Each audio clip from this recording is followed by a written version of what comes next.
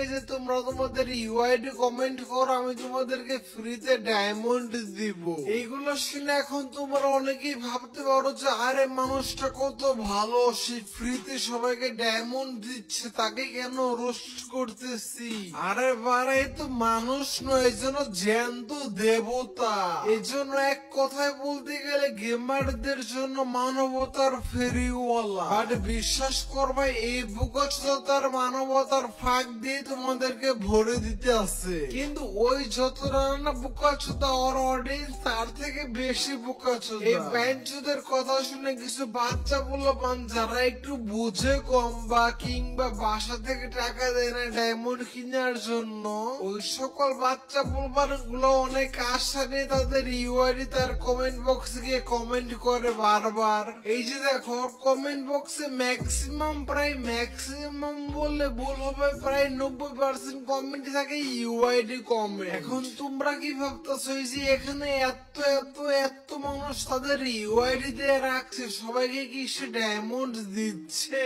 ভাই বালটাও দিচ্ছে না, জাস্ট গিভওয়ে করার নামে সবার সামনে সাধু সাজতেছে যেন সামান্য একটু সাপোর্ট পায়। আর এইসব ফ্রি ডায়মন্ডের কথা শুনে যারা ছোট বাচ্চা বলবান আছে এরা সবাই তো দৌড়াইতেছে। আর এই গরুর বাচ্চা গরু এই বাচ্চা বলবানদের মন মানসিকতা ইমোশন গুলো নষ্ট করতেছে। এখন কথা বলা যাক এই গরুর কন্টেন্ট নিয়ে।